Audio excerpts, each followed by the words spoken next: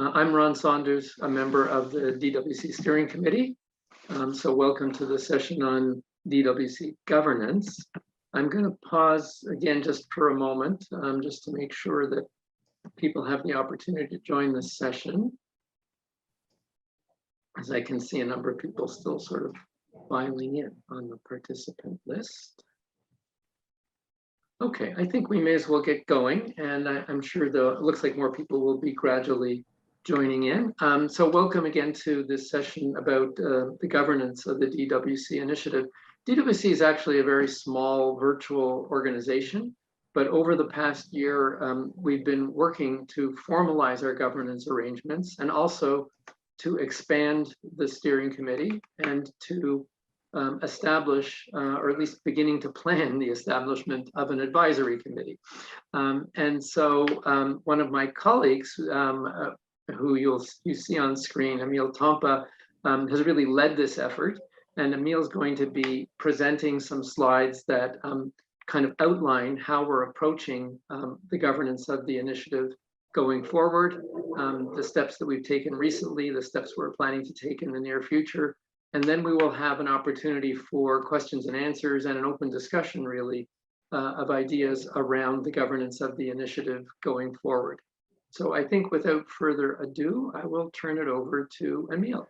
Okay, thanks, Ron. And can we put up the slides? Okay, fabulous. Thank you. Okay, so welcome everyone. For those of you who are here with us to talk about our DWC governance and the way forward for us as an initiative. My name is Emil Tompa. I'm the director of the Center for Research on Work Disability Policy and a member of the DWC Steering Committee. I'm here with, as you met already, Ron, and I think Michael Prince is supposed to join us as well from the University of Victoria. He's actually our inaugural chair of the DWC Advisory Committee. So we'll talk a little bit about that as well. So we're really looking forward to your ideas on what we might focus on the way forward with this initiative. So let's go to the next slide. Thank you. Okay, great. So how did it all begin? So I'm not sure how many of you in the audience have been with us for the entire journey, but we started this initiative about 5 years ago. When we originally started off as a group of representatives from various community groups and organizations that were part of what we described as a community caucus within our CRWDP initiative. And we were brainstorming at one of those sessions about how best to have a leadership role for the community and thoughts on having maybe even a stakeholder conference to start that process going. So we had our first inaugural conference 5 years ago. And at that conference, the importance of developing a disability and work in Canada strategy was really discussed extensively. So we didn't go forward with developing that strategy. We realized the need to have a standalone initiatives, and that's why we ended up calling ourselves the Disability and Work in Canada Initiative, or DWC for short. Right? And since then, we've been having a conference every year, usually around December 3rd, the International Day of Persons with Disabilities. And we also added on a yearly roundtable that we held with federal, provincial, territorial stakeholders, representatives from government, to keep the dialogue going with our federal and provincial territorial counterparts who were developing policies around disability and inclusion in the world of work. And so we've done that every year as well, usually held in around June. And so we've been growing ever since. Every year we have more people joining the conference, and we were also thinking about how we as an initiative should be growing as well. So over the last couple of years, we've had extensive discussions about formalizing our initiative, expanding it to broaden the representation of community representatives within the initiative, as well as other stakeholders that would sit on an advisory committee. So in these next few slides, I'll talk a little bit about what we've developed to date, and then have an opportunity for you guys to give some feedback on other things we should be taking into consideration. So the next slide, please. Okay, so we start off with our vision and mission. This vision is also from our strategy. So if those of you have seen our strategy, this is probably a familiar vision statement. So employment throughout Canada is inclusive, and persons with and without disabilities have equal opportunity and choice in careers, jobs, and work. So that's our guiding vision, what we're really trying to achieve. And our mission describes our purpose for existence, what we are doing as an initiative, why we are gathering together for these conferences, organizing them, having the policy round tables, and all the other activities we're doing as an initiative. So we've identified 4 things we are trying to achieve as an initiative: to promote inclusive and diverse and equitable labor markets, to facilitate advancement of employment opportunities for persons with disabilities, to uphold the ideal of equality of opportunity and choices in careers, jobs, and work for persons with and without disabilities, and then to promote the development of evidence-informed policies and practices. We're really big on the notion that it really has to be evidence-informed, that there is a counterpart of ongoing kind to understand what the knowledge base is, where there's gaps in the knowledge, gather that gaps and try to apply them to this policy arena. And then after we actually do different things in this policy arena, also think about ongoing monitoring and evaluation to really measure progress on the things that we're spearheading. So the next slide, please.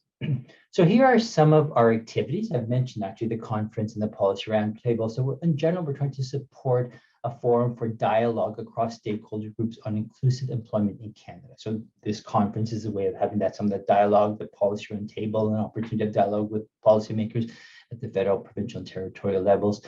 We want to support implementation of a strategy by civil society, the strategy that we've developed in conjunction with the disability community and other stakeholders who attend this conference. We want to promote measurement and evaluation and accountability of progress. That measurement piece is really critical in relation to the strategy on disability work in Canada. So we want to make sure we are making progress, being able to confirm that indeed we're moving forward, advancing some of the issues we're really spearheading. We want to facilitate stakeholder involvement in implementation of activities, measurement, evaluation, accountability related to the strategy. So really it's important that we work with the principles of nothing about us without us, so that all people in this policy arena, particularly people with lived experience, are part of the process. We want to undertake fundraising to finance activities such as this conference and roundtable. That's really important. Some people can't attend without some support. We want to really help ensure that everybody who should be at the table is able to attend and be at the table.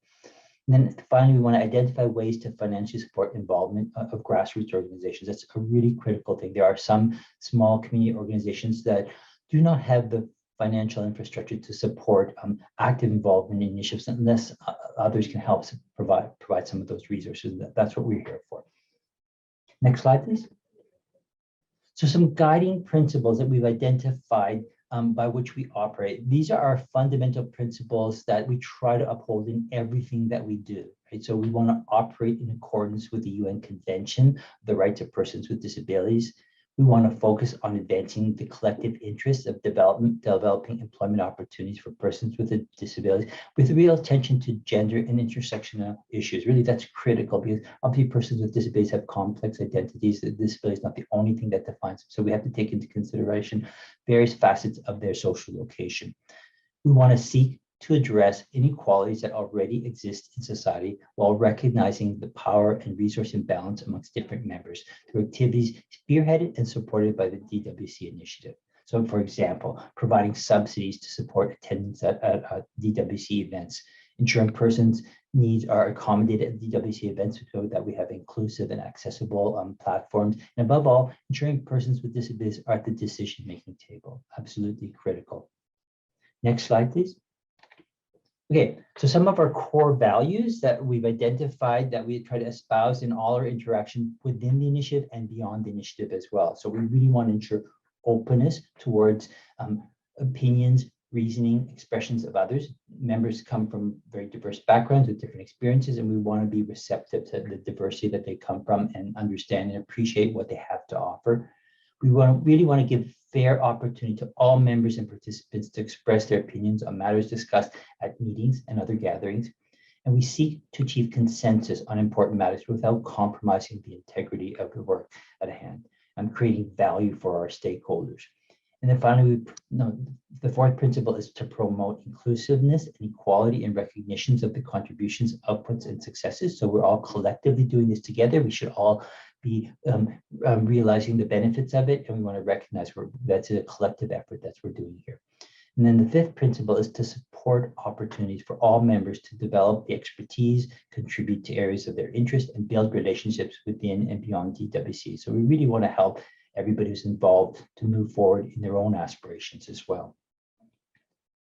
And then finally, we're getting into some of the details of the governance structure. There's two key entities that I'm going to describe over these next couple of slides. There's a steering committee, which I mentioned. I'm part of that steering committee. Ron as well is part of that steering committee. There's other members as well. And then we've also created an advisory committee, which we are starting to think about who we would have on that advisory committee. So beginning with the steering committee. So the steering committee is the core decision-making body of the DWC initiative and receives advice and guidance from the advisory committee that we'll be formulating over the next few months. It comprised a balance of representation of disability organizations, community groups, service providers, research and academia, and administrative support provided by the standing members. And we're reserving 3 seats at the steering committee exclusively for community groups. Members should come from national organizations or important community groups and be important leaders amongst their constituency. And the intent is to ensure a strong voice and active engagement of representatives from key disability organizations and community groups, as well as ensure that evidence and knowledge help inform the way forward for policy and practice. So the next slide, please. So current members of the steering committee, you may have met some of them. Alec Farquhar, who originally was with the Ministry of Labor, has retired since as part of the CRWDP initiative. Maureen Hahn, who is from CCRW, Steve Mantis from ONIWIG, Ron Saunders from IWH, and myself from CRWDP. And we've listed these people by their alphabetical last name. A former member was Kathy Hawkins, who was from Inclusion Canada, and our new members, who you might have heard from in our opening session today, are Krista Carr from Inclusion Canada, Dorame Elling from Rick Hansen Foundation, Mahadi Osukai from CNIB, and Tammy Yates from Realize. And here too, I've listed them alphabetically by their last name. Next slide, please. So continuing on with the governance structure, I mentioned the idea of having an advisory committee. So that advisory committee will provide advice and guidance to the steering committee. It'll be comprised of a balanced representation from key stakeholders groups, disability community organizations, labor representation, employers, medical or political individuals, service providers, policy, and research. And we're striving to have 50% or more made up of persons with lived experience. And then candidates should be national or regional stakeholders and represent a relevant stakeholder constituency. And we do have identified our inaugural chair of that committee, which is Michael Prince from University of Victoria. The other members obviously to be determined, which we're just starting the process and the path of identifying people who will sit on this advisory committee over the next few months. Next slide, please. So in terms of planning for the way forward in the area of governance, we aim to add from smaller advocacy-oriented organizations to the steering committee. I remember I mentioned that there's going to be 3 placeholders specifically for those kinds of individuals from those grassroots organizations. We plan to expand the advisory committee, as I mentioned, to include representation from a host of different stakeholders. And then the activities, I mentioned already, some of them, they're listed here again, the conference that we hold every year, the round table. We want to think about how we might renew the strategy itself, and then think about having strategy implementation working groups. We've started down that path of having some working groups. There's lots more work to be done in that area. Anybody who wants to come forward to think about how they might participate on this, please do, because it's really important that as many people as possible are part of that implementation of that strategy, and the working groups are one way of doing that. And if you have any thoughts also on other engagement activities, because there's obviously many things we could be doing, and part of it is just about capacity. And then the next slide just has some discussion and questions that you might start the conversation going. So thoughts and ideas and comments on our governance principles and plan, or if you have any thoughts about steering committee, advisory committee membership, and advice on maybe future engagement efforts as well.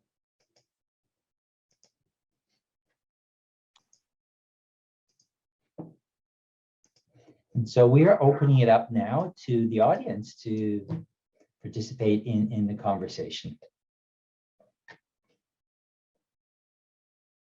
So people have comments or questions or ideas about moving forward. You could put your comment or question in the Q&A box or the chat box.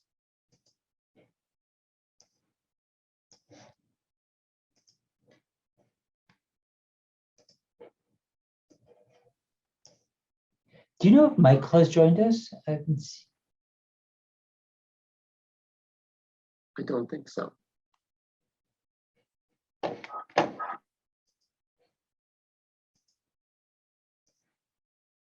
Don't be bashful. Maybe people have thoughts about, for example, the kinds of stakeholder engagement activities beyond the conference and the roundtable that might be helpful. Oh, I see. We do have one comment or question that is asking us to speak about the engagement of labor.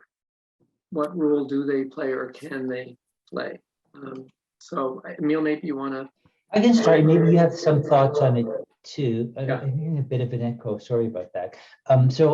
Yeah, definitely we need to have labor involved. And my gut instinct is that the best place that they would sit in is probably on the advisory committee.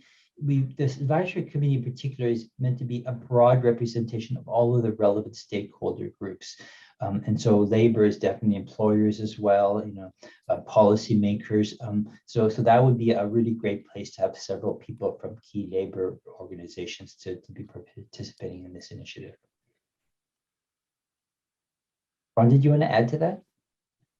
I think that the key thing is that we see the advisory committee as a place where there should be strong voices from both labor and employers and other stakeholders, but particularly from the workplace parties and from people with lived experience. So that we see as a key vehicle for advice from workplace parties for the steering committee.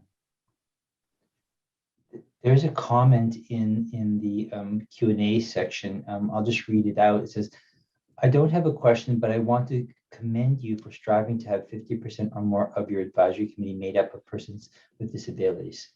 So that's from Nicole Eaton. And so thank you very much for the comment. I think that's really critical that we really strive for those kinds of targets, that what we're doing is about persons with lived experience in employment. So who else should be really spearheading and supporting what we're doing, except people with those lived experiences. So we really felt strongly about making sure that we have strong and substantial representation from persons with lived experiences. Michael has joined us, Kathy tells me. Yeah. Can we get him? Oh, there you are, Michael. Hi, Michael. Hello. My apologies for being a bit delayed, running from another meeting. So no, happy to be here. Nice Thank to see you, Emil and Ron and others. Thank you. We were just talking about you a lot, that you're our inaugural chair for the advisory committee of DWC. Right. And we're just looking for some, here's some questions. So if people, organizations wanted to get involved, what would be the next steps, especially if you want individuals with lived experiences? So Ron, do you want to take that one? Or maybe Michael, I don't know.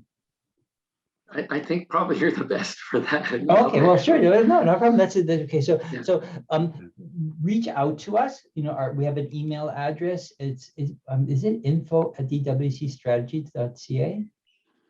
I believe so. I should know that one. But definitely we have working groups that are involved in parts of the strategy implementation. I think there's 3 of them that are currently formed. We hopefully should be thinking about other ones as well. But certainly come forward and reach out to us through whatever context, individuals. Kathy's been nice enough to put the email up on the chat. So info@dwcstrategy.ca. So I did get it right. Okay, good. So yeah, reach out to us, and if you know any of the people on the committees, there's Michael's here, Ron's here, I'm here. There's I mentioned the other people who are on the committee. We reach out to them as well. We are here to represent the constituents we are connected with, and certainly we want to hear from people on a regular basis to make sure that what we're doing is relevant. And as we move forward, we'll certainly think about what are those key organizations that we'd like to see participating actively in the various things that we do. And there's lots of ways to get involved. We could use all the support we get with the conference for sure. It consumes a huge amount of energy from many of us, and so I think lots of people could help out with various ways. If you're passionate about being involved in some way, we can find a place that you feel most comfortable supporting.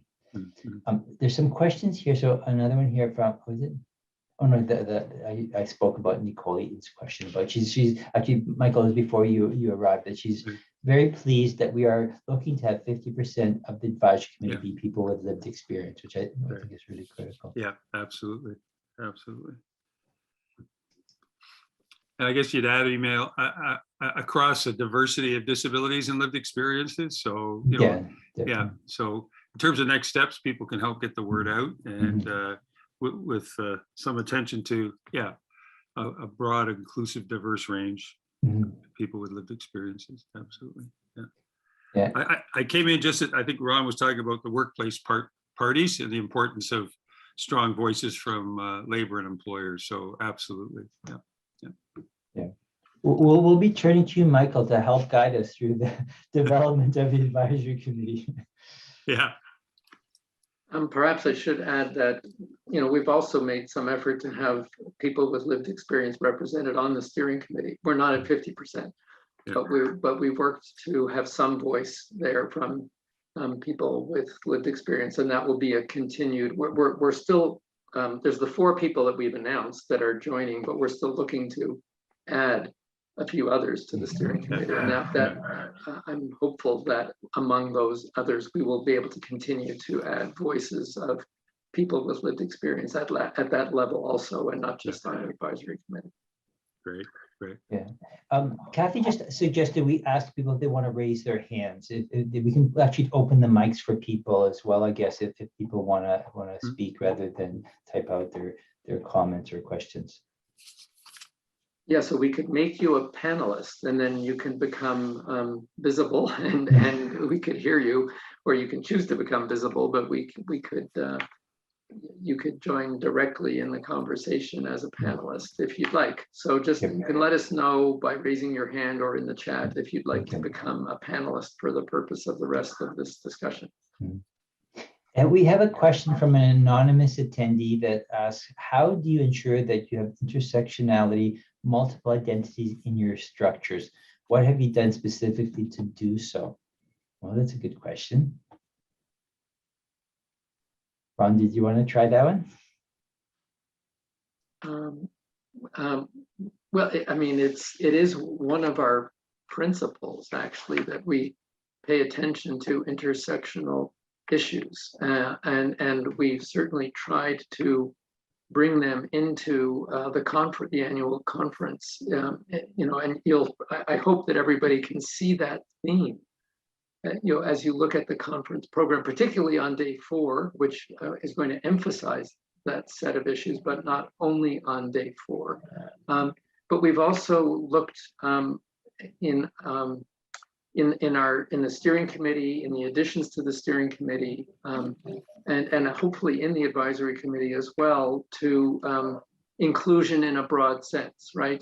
To have people that reflect not only people with lived experience of disability, but also other important constituencies, communities that have not always been fully included or well served. So we are looking both in the steering committee and in the advisory committee to become more diverse. And I think hopefully I believe there has been progress along that in the steering committee, and that's something that we can continue to work on there, and in the advisory committee that's about to be established. I don't know, Emil, if you want to add to that at all. Yeah, I mean, you did a good job there, Ron. I mean, a lot of our discussions about, you know, expanding the reach of the people represented in the steering committee and the advisory committee are about, you know, the things we need to take into consideration, like geographic representation,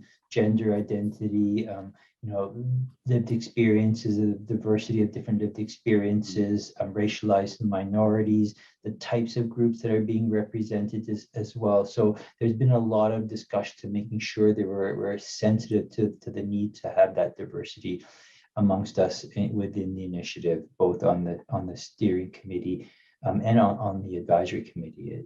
It's a challenge because we also want to get people who are, you know, leaders in their field who have something to contribute, that they're passionate about supporting, advancing inclusive employment for persons with disabilities. So we are looking up across Canada to be sure we're cognizant of the various people and groups working in this space to see who we think might have best a good fit for the kinds of things that maybe the people already on the group don't have those particular qualities or characteristics, knowledge-based representation, that kind of thing. So it's an ongoing conversation, and we try to be sensitive to the need to be as diverse as possible, to reflect, basically what we see in the Canadian society.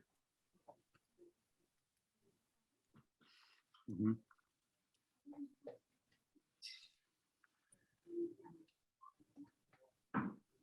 So don't see anybody raising their hand or adding to our Q&A. Michael, can I ask you a question? Sure, go ahead. Yeah. I don't mean to put you on the spot, No? but I'm just wondering, I'm just your thoughts. I mean, the where we should start in thinking about adding representation for the advisory committee. I know we've had a little bit of discussion just now about labor and employers representation being very, very critical. Is there the other, as we build it up, in steps, is there other groups we should, think about being the first ones we invite to kind of participate in that process of representation? That's a good question. And the key words I heard at the end there was the first ones to invite. And yeah, I'll just think back to the previous question about intersectionality. If I'm pleased to hear Ron say that that's clearly a commitment, a guiding principle of the work, and not only in terms of the intersectionality of issues, but multiple identities that you talked about, email, ways of knowing, different kinds of knowledge, which then get reflected in speakers and panels and topics, in subsequent workshops or conferences. I would say to people, as we move forward in sort of the initial rounds of maybe appointments to the advisory committee and subsequent ones to maybe the steering committee, to appreciate that it's an ongoing commitment, and that maybe the first wave of appointments, who knows, I'm open really, Emil. Part of the strategic question really to ask is how soon do we want to get beyond the well-known or established interests or voices and organizations. Some might call the usual suspects, but I say that with affection. But is the advisory committee an opportunity to reach out to other movements or other allied, social groups in Canadian society and the economy that.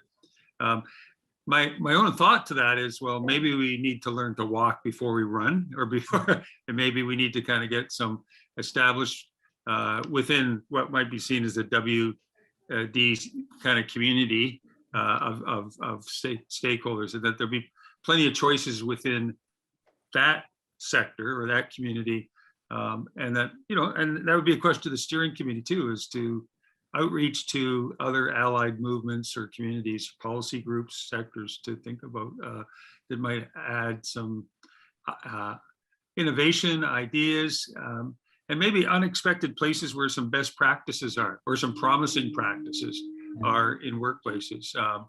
I think sometimes I feel that, and I'm not commenting on this conference at all, but at times I'm in workshops or meetings with government officials or consultants or researchers, and there's a lot of sense of deja vu, that we're kind of rehashing long-standing debates about, well, let's identify the barriers and let's identify some very sort of elementary stock taking. And I appreciate that depending on who you are and where you're at on the issues and the pathways of your own experiences, that might be a very important conversation. But I would hope, my aspiration is that the advisory committee would help move the conversations along in keeping with the strategy itself, which is very aspirational, very focused, very, I think, validated by a lot of conversations and research and consultations with people over the last several years. So I'm giving you a wandering answer or a set of reflections, I guess, Emil, as to how I see maybe the advisory committee could be positioned in that larger project.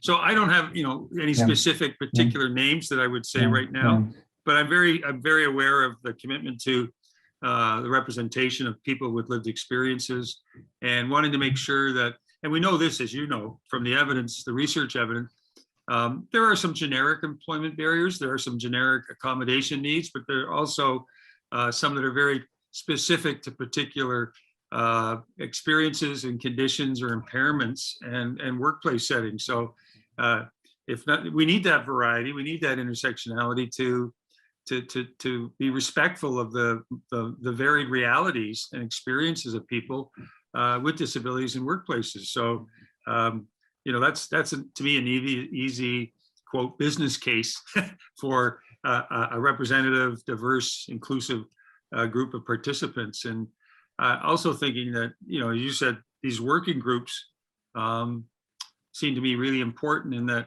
even if people, maybe people are not willing to commit to an advisory committee, or they see themselves somewhere else making a contribution. It sounds to me that either, whether it's the steering committee or maybe these working groups that are going to be looking at particular chunks of the strategy, might be far more appealing to people, or might fit more with what their own sense of their own contributions can be and what their own experiences are. So, when we put out a call for advisory committee members, I'd always want to say, can we couch it within a larger call, across all the possibilities and all the opportunities for people. And I've learned that in my own workplace at the university. When you want to get people to join a committee or a task force, some people run for the hills.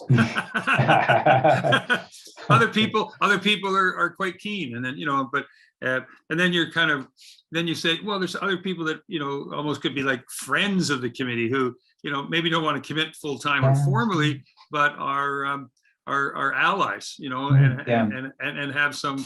So I don't know. I'm just thinking out loud here of not wanting to unduly narrow or I see what you mean. Yeah, because really, there's so many different ways that people can contribute, and some of them maybe offer a flexibility of not having to commit to participating every month on extensive committee kind of work and stuff like that, because it can be quite onerous for particularly for the conference preparation. I know that firsthand.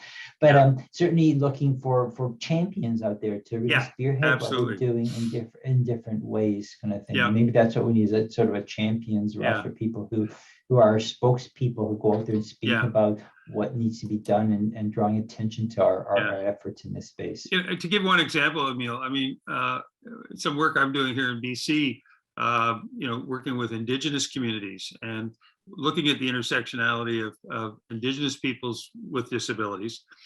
And you realize there's a very limited number of people who are, quote, leaders in that area, or champions, or quote, experts, or whatever you might want to call it.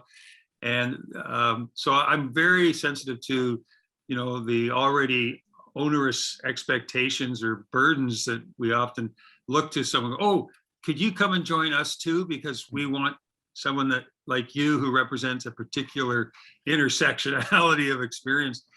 And I worry about just people, burning out, or just, or just saying no, because they've been asked so many times, they're stretched. So, but so then trying to think creatively of, well, if we do want to make sure that there's some, voices from an Indigenous perspective, how does one go about doing that? Doing it in a respectful way, but doing it in a way that's meaningful, and so I have no magic answers to these kind of questions. I just I'm just aware of not wanting to presume or that people will be ready, willing, and able to join.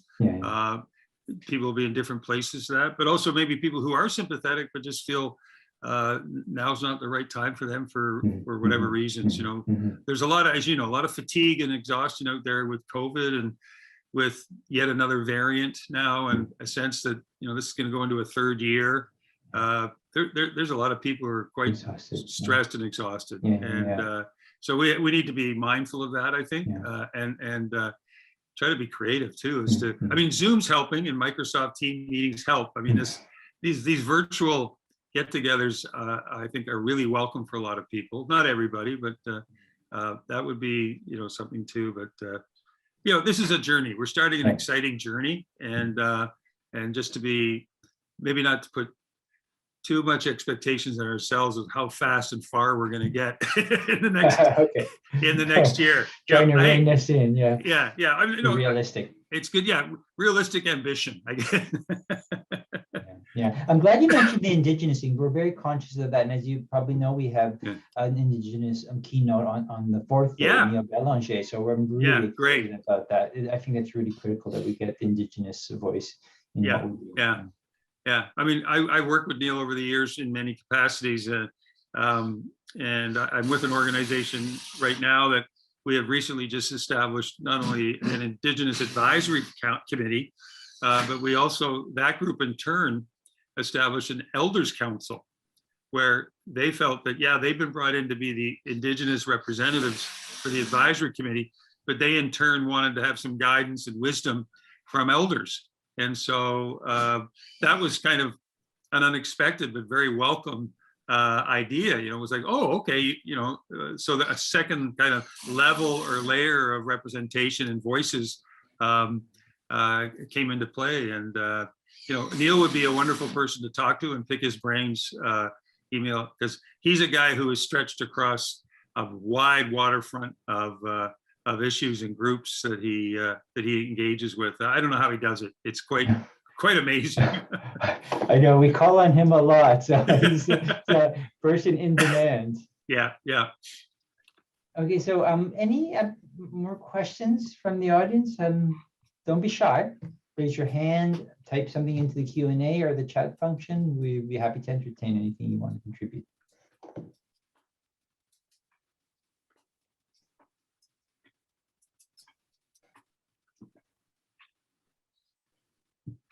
Okay, there's somebody who's raised their hand, and I'm not sure how we can. Kathy, are you there to be able to unmute the one attendee who's raised their hand? Seema, are you able to speak? Yeah, can you hear me? Yeah. Hi, Emil. Hey there. Nice to see you again. Just a couple of comments. You know how the federal, especially the federal Liberal government, is putting quite a bit of, or at least they're going to have an inclusion plan, a disability inclusion plan. I'm wondering how, like, Disability and Work Canada is going to be, like, I guess, working with that. Is there plans to sort of get involved in that, or how do you, like the organization, get involved with what the federal government is doing? Because there's so much opportunity there, right? And then I have a second question, and then I'll put myself back on mute. And the second question is around the intersectionality. Perhaps it's an opportunity, I know you're stretched, to maybe think about bringing kind of like mentoring younger, I don't mean younger necessarily, but newer researchers or academics or activists, maybe coming from those communities, right? Because there's a lot of barriers for I would say, equity-seeking groups who might, or equity-seeking individuals who might have disabilities from just even getting involved. So maybe thinking about a mentorship or a sponsorship or whatever words you might want to use to get them involved. And so, that's the next generation as well. So those are my two comments and questions, and then I'll put myself on mute now. Thanks. Fabulous. Yeah, that's great, Seema. Thank you. Yeah. I'll try to start, but Ron and Michael, please do jump in. Now, the federal strategy, we've heard a little bit about that from Minister Qualtrough at the keynote. She had mentioned that there was some funding offered to a collaborative of disability organizations to help support input into that strategy. I know myself and Inclusion Canada, CCRW, and a number of, it's actually a pan disability initiative that's involved in helping support that funding envelope and collecting knowledge and evidence and information that will help inform the federal disability strategy. I know our own strategy has played big in there thoughts on how to move forward on their own strategy kind of thing. So they're very much in tune with what we're doing here as a DWC initiative. So they are drawing on our precedents to help develop their own strategy kind of thing. So I think there's enough people in this broad community of people attending this conference who know what we're doing and knowing what the federal government's doing and being part of various pieces that are feeding into that'll make sure that it dovetails and complements. And I think it's really critical, whatever we're doing in this space in different parts of our lives, we all wear multiple hats, that we're cognizant of the fact that we want to make sure what we're doing is value added, dovetails to, rather than duplication or something that takes out into a different direction that doesn't quite fit kind of thing. So it's helpful to have those connections. And so I think we're very cognizant of that. And because most of us do wear multiple hats, we are also involved in some of those things that are feeding into some of the federal initiatives kind of thing. So I'm hoping it'll complement some of the work we're doing within the DWC initiative, within this conference, with our strategy. And I think the federal, provincial, territorial policy roundtables that we hold every June, will be another forum for dialogue around the federal strategy and the things that the provinces are doing, and making sure that those things complement each other as well. Because obviously employment is a provincial and territorial level jurisdictions in large part, except for above 10 to 50% of the labor force. So it's really critical that what's happening at the various levels of government and in civil society are part of the collective consciousness of how we want to move forward in this space in a good and consistent way, and to be supportive of each other across the different layers of the work disability policy system. So I think we have the right seeds planted. There's, we have to be always thinking about it, being in tune with what's happening elsewhere, in this space, to make sure we're complementing, adding to value to what others are doing. I think so. That's just my piece. I can speak to the other one, but I'll maybe leave it open to the discussion around the federal strategy first. So Ron or Michael, want to add anything? I could add a bit, I guess. Well, I think Minister Qualtrough actually did explicitly mention the Pan-Canadian strategy on disability and work in her remarks early this afternoon Eastern time, sorry, earlier in the conference.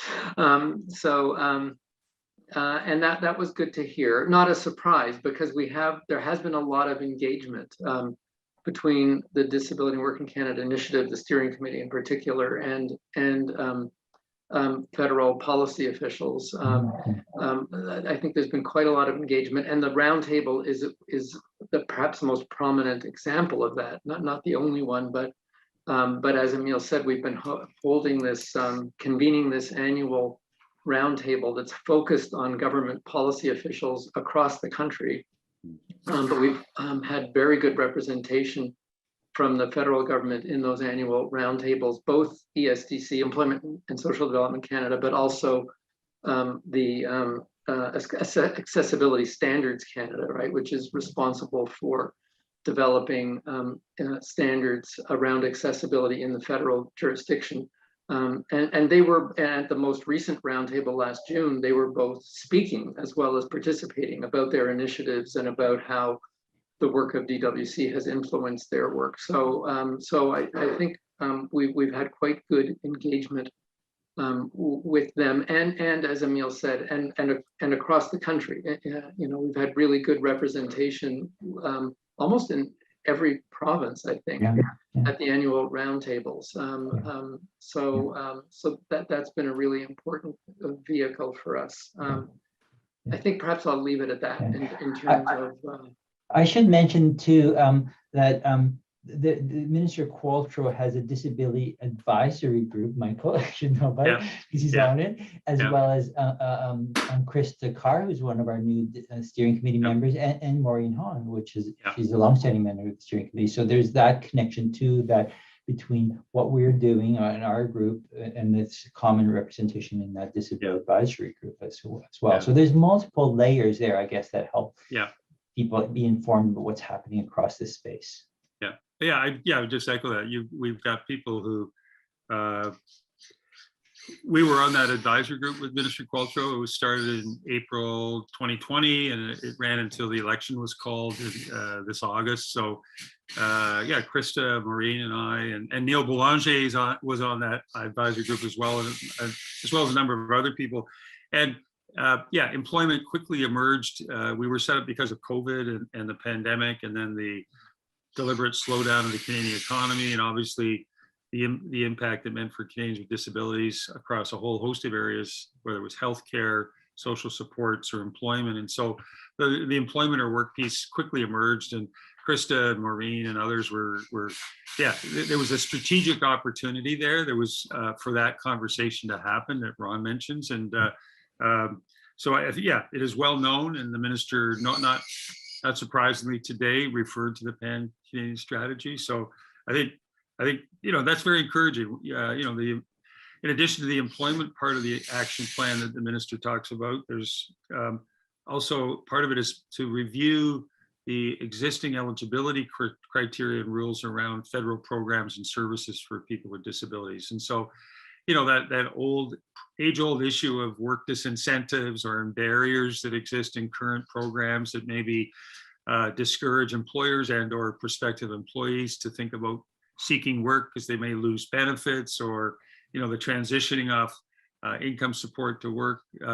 That's a piece of that inclusion action plan that probably isn't the top priority or public priority, but it's important. The other piece of the inclusion action plan is the promised new federal income supplement, the Canada Disability Benefit. So again, that's got implications for work and the interaction between income benefits and earned income. So there's lots there, and if this is a minority government that lasts even just 2 years, there's enough of a window of opportunity, I think, for DWC people and the community to move this forward in 2022 and into 2023. I think we've got at least 2 federal budgets, I think, cycles to have an opportunity to really move this forward. So I'm pretty excited about it. And talking about COVID, post-recovery and reinvestments and building back better, all that kind of rhetoric is very supportive of, I think, the vision and aspiration of the strategy. So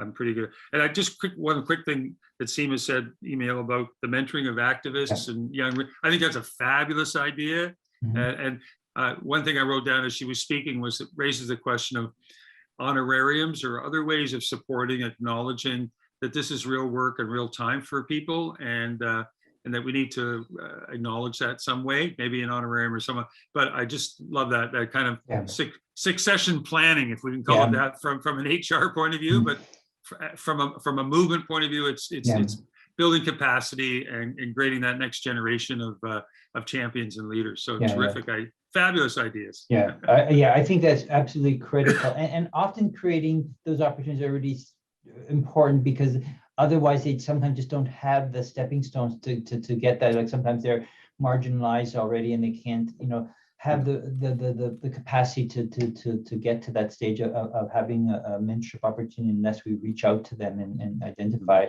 supports to make it happen, as well as you mentioned, Michael. The need may sometimes for honorariums or some other kinds of supports to help make it happen. I think it's really important.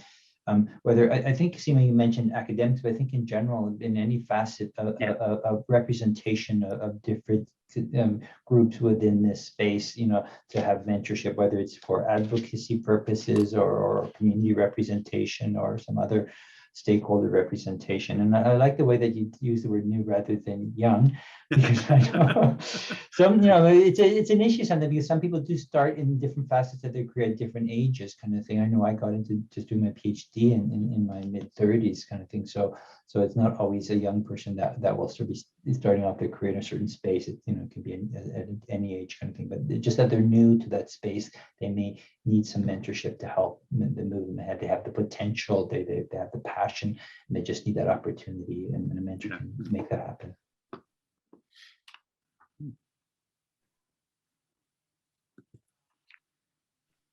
Okay, do we have any other questions? I'm just looking at the chat thing and see what we have here. So thank you. I enjoy sitting in the back of the room and listening. Then I can decide where best I can serve. Well, that's nice. And so we're open up to other questions if you want to raise your hand or type something in the chat or the Q&A option as well. So there's various ways you can engage.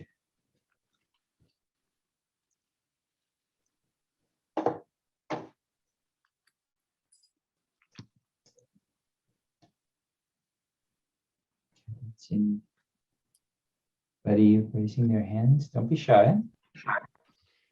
Hi, can you hear me? Yes. You probably can't see me. You talking about your mentorship. I just want to let you know that for me personally, I didn't get involved in activism until I was in my 50s. Mm-hmm. You know, because the circumstances were such that, so, you know, there may be people around there and it was reasons just I just came to the sector late. I had family that was involved with disability issues, but organizationally I came into it quite late. But you know, there may be others up there like me who look for something to do, you know, who bring a lot of skills to the table, you know. And you know, so I would just say mentorship can transcend all ages. Yeah, exactly. But thanks for that, William. Did you have a mentor that helped you kind of show you the ropes? No, it was just a case. I was invited by a friend to join the board of the Ottawa Carleton Association for Persons with Developmental Disabilities. Yes. I had been head of a couple of other organizations, so I found myself as president, not seeking the position. Mm-hmm. And then I became across this other kind of initiative in Australia that I became very enthusiastic about, and the organization hived off, you know, every Canadian counts, and so I decided to take up the mantle. You know, it can be like that. Oh, fabulous! Thank you. That's great.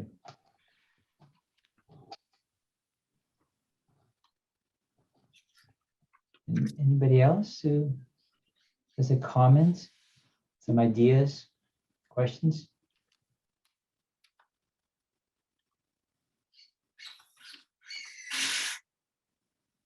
I keep hearing some drilling in the background. Guess there's some construction happening there. Okay, someone's here, right, typing something in the chat here. So Greg from the University of Victoria Faculty of HSD. I'm not sure what HSD is. Michael's Human and Social Development. Okay.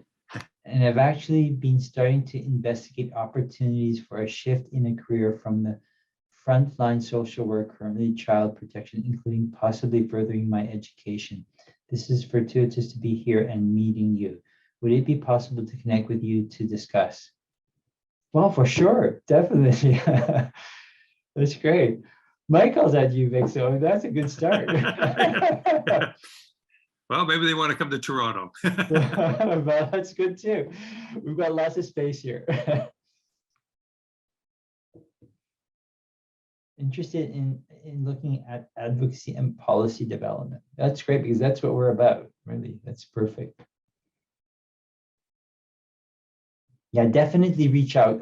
Kathy earlier on put our email address info@dwcstrategy.ca where you can reach us, or you can connect with, if there's somebody specific, you know, on the steering committee, or Michael, who's our inaugural person on the advisory committee. You know, don't hesitate to reach out to us. Okay, so Melody's put it up again in the chat, so everybody has that email. So yeah, don't hesitate to reach out with us. We're, you know, there's power in numbers, right? So as many people who want to help move the needle forward in terms of inclusive employment, you know, that's the best thing we can do, is have just the collective strength of all the numbers of people who are passionate about this issue, really working together and moving that forward.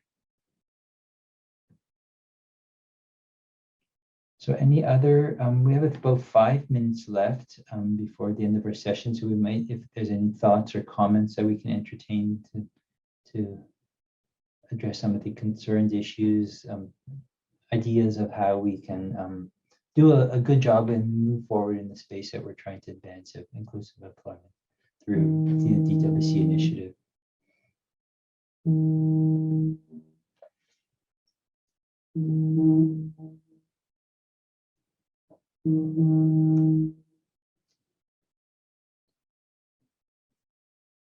Good. Okay, well, Ron, do you have any final comments? I think what I would just say is to thank everybody who joined us for participating and for the many of you who joined in the Q&A session. I appreciate your ideas and your questions, and that we will hope to see you tomorrow for the second day of the conference. Tomorrow, as you probably have noted, has a focus on inclusive workplaces, right? And so we've got, I think, a packed program tomorrow, and I look forward to seeing you there. And thank you again for joining us today. Yeah, thank you so much. And yeah, don't hesitate to reach out. We really want you to be engaged in whatever way you feel comfortable participating in. So yeah, we really look for people to join the efforts we're doing here with this initiative.